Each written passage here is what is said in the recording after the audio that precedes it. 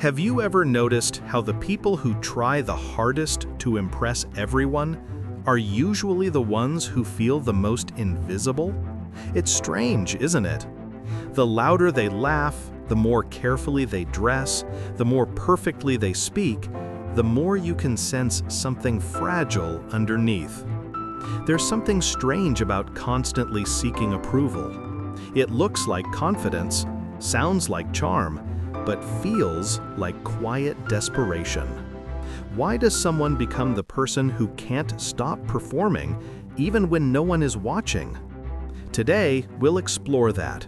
And by the end of this video, you may understand yourself or someone you love better than ever before. You wake up and your mind is already calculating what to wear, how to act, what people will think. You shapeshift without even realizing it, adjusting yourself like soft clay to fit the expectations of whatever room you're about to walk into. And maybe you tell yourself it's normal. Everyone wants to be liked, right? But here's the thing.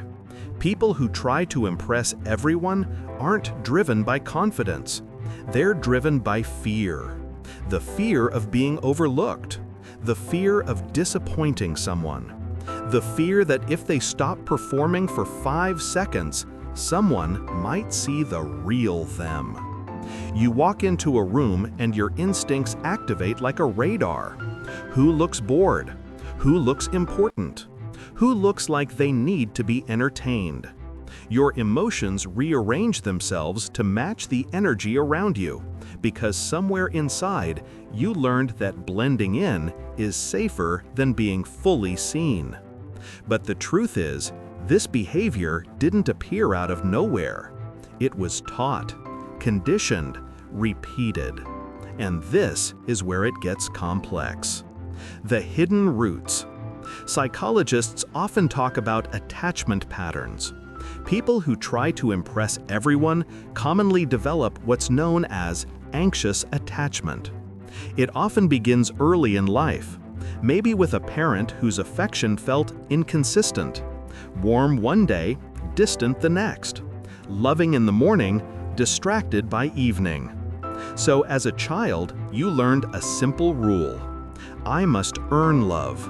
I must perform for attention. I must be impressive to be safe. This becomes a blueprint, not consciously, but silently in the background of your entire personality. And the world reinforced it. You got praised when you got good grades. You got attention when you made people laugh. You got approval when you were the good one, the responsible one, the talented one. But here's what's fascinating. Deep down, you didn't want the praise. You wanted the certainty. Certainty that you mattered. Certainty that you were enough. Certainty that people wouldn't leave. Trying to impress everyone became a survival strategy, not a personality trait. The mask of perfection. You curate yourself the way people edit photos, removing the messy parts, brightening the highlights, sharpening the best features. You become funny, but not too chaotic, smart, but not intimidating, kind, but not a pushover, confident, but not arrogant.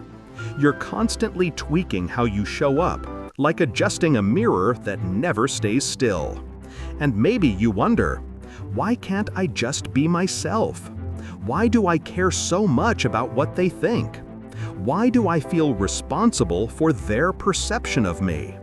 Here's what's really happening. Your brain has become wired to monitor social cues. Mirror neurons, those tiny brain cells that help you read emotions, go into overdrive. You subconsciously scan faces, tone, body language, trying to decide who you should be in any given moment. It's not manipulation, it's self-defense. People think you love attention, but you don't. You love acceptance. You crave approval because it feels like safety.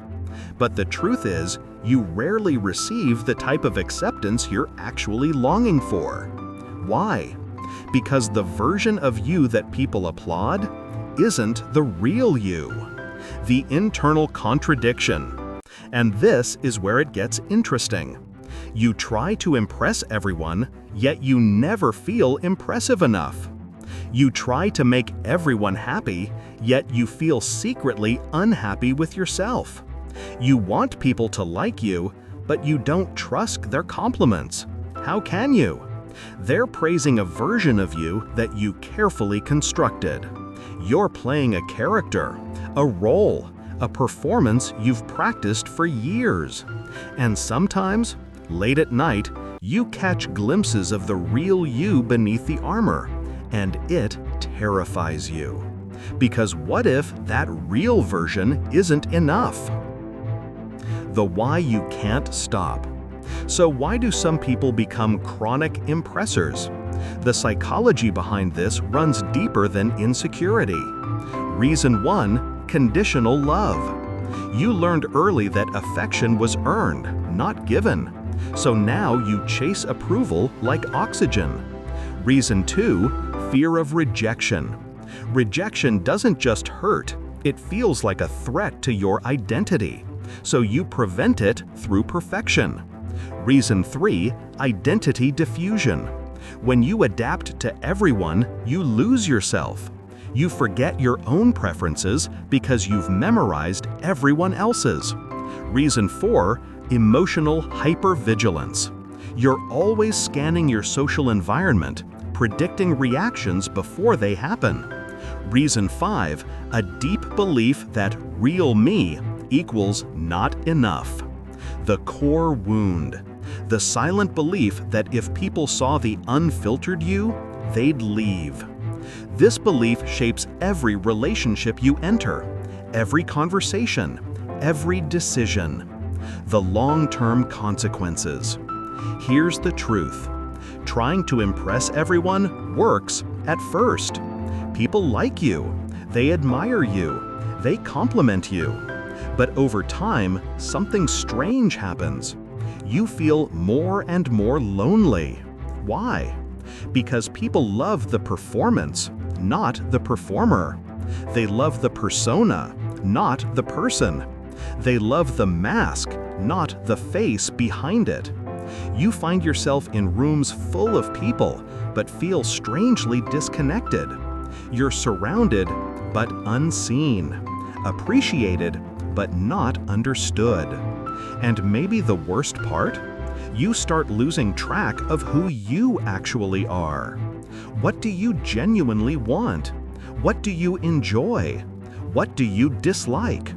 What kind of life do you dream of? It gets blurry, foggy, soft around the edges, like a memory fading before you can grab it. Because your life has become one long performance, and you've forgotten the script of your true self, the understanding you never received. But before you blame yourself, listen closely. You're not broken, you're not manipulative, you're not fake, you're protective. Trying to impress everyone isn't a flaw, it's a wound. A wound from a time when you needed approval to survive. A time when blending in kept you safe. A time when being impressive felt like the only way to matter. If no one told you this before, let me be the first. You developed this pattern because you had to. You coped the only way you knew how. You survived by being adaptive, intuitive, socially aware, emotionally perceptive. Those are strengths, extraordinary strengths, just applied in the wrong direction. And maybe that's the real secret. You don't actually need to impress everyone, you just need to stop abandoning yourself. Imagine for a moment stepping into a room without calculating, speaking without rehearsing, laughing without evaluating, existing without editing. Imagine wearing your personality like a comfortable sweater instead of a carefully tailored costume. It's scary, yes, but it's also freedom. Here's something psychologists often say: authenticity creates the connection you've been chasing. When you